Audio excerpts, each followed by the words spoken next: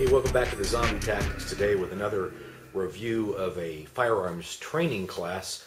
I had a good fortune to do something a little bit unique a couple of weeks ago. I got a call from one of my old instructors who was hosting the Massad Ayoob MAG20 classroom training and MAG20 range firing training. And one of the things about that particular course is that they're particularly really very picky, I guess you'd say, about safety. So they wanted to have as many range safety officers as possible, and I was honored to be asked to come on in and help in that regard.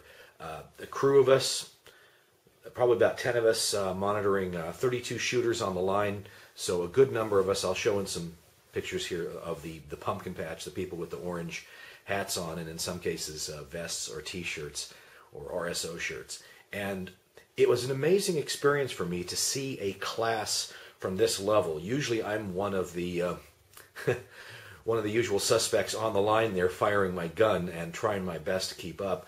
But this time I was an opportunity to simply observe other shooters and observe the training from that perspective, not having to worry about my own shooting or reloading or what the heck I'm doing wrong at all. And it was an amazing eye-opener.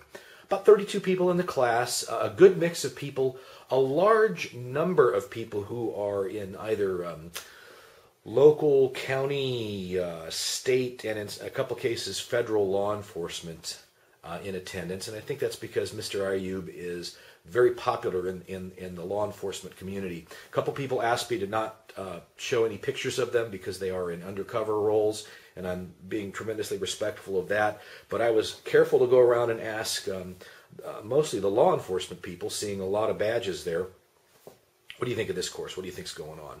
As well as a few people I noted in attendance who are some well-known firearms trainers in the area where I live.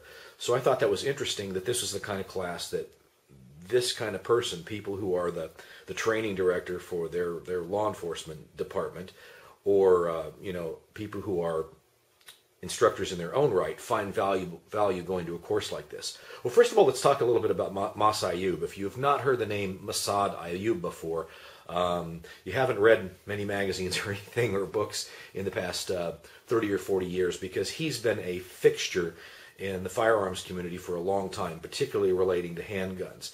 He's one of the people who's done quite a bit of research into shooting incidents and how they go down, and the legal aspects and repercussions that happen afterwards in both law enforcement and citizen self-defense shootings. One of the few people that you should know as being just a recognized expert in the field. Doesn't mean everything that comes out of his mouth is perfect or correct. It just means he's a great source of information.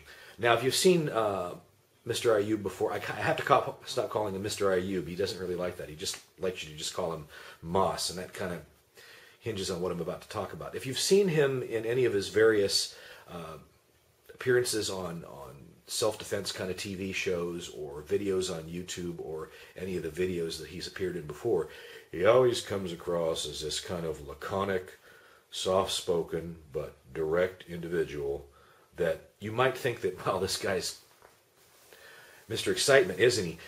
Surprisingly, in person, he is. I don't think any of the video that I've seen about Moss, or any interviews that I've seen, quite give you the impression, or give you the feeling for the sense of humor that this man has, and what a warm, gracious individual he is in dealing with his students and addressing their questions. You know, a lot of the questions in the class that came up, I'm sort of thinking, oh man, he's got to be tired of hearing that one. I know I would be, but he just very professional, tremendous mastery of his own material. At no time did this gentleman have to ever look at his notes or anything. Just boom, he knows his stuff. So just wanted to make that comment right off the bat. He's a very warm, gracious individual with a wicked sense of humor in person, and that was just kind of a revelation for me, having always seen him do these presentations, or he's kind of talking like this.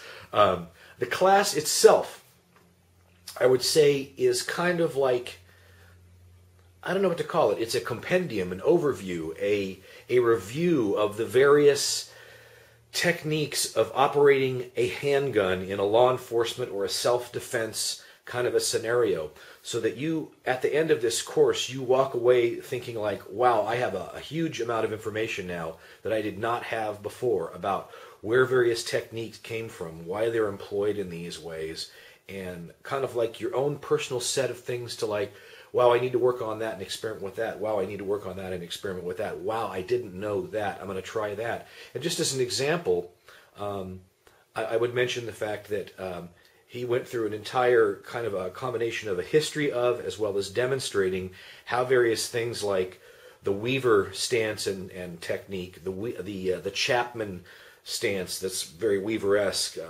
technique, came about, how the isosceles stance came about, various handgun grips, who invented them, why they invented them, what their advantages and disadvantages are, things like that. This was not what I would say would call a really hard driving class where you're doing tons of shooting and moving and busting off the line and this, that, and the other thing. Most of the work was done at 4 to 5 yards, which I think is a good place to work basic pistol skills. And most of it was done in a very straightforward, methodical manner to make sure that everybody understood the material that was being taught, and they could walk away saying, yes, even if I wasn't doing it perfectly, I know what perfect looks like now because somebody showed me, and I can work on it from there. Aside from stances, shooting positions, approaches to trigger control, some that were a little bit unique, and I'm not going to give away because I think that's material that's unique to Massad Ayoob's course.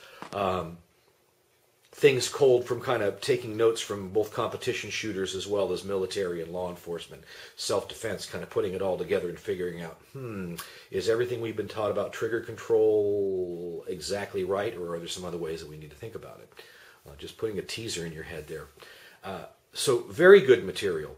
A lot of work on shooting from different, not so much stances as positions, standing, kneeling, crouched, and a lot of material presented to discuss why those positions would work and why those positions wouldn't work for various kinds of shooting problems. The course ended with a shooting competition of sorts, where Mr. Ayoob, I did it again, where Moss himself shot what would be called a perfect qualifier through this course, a perfect 300 out of 300 course, 300 out of 300 score, and then all of the rest of the students on the line are encouraged to try and meet that performance.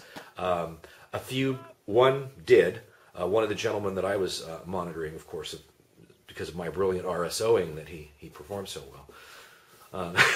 No, but he got a perfect 300 out of 300 course score, and I think he actually beat Moss's score because his groups were closer. So I think he got like a signed $5 bill or something from Moss as a prize to hang on his wall for that.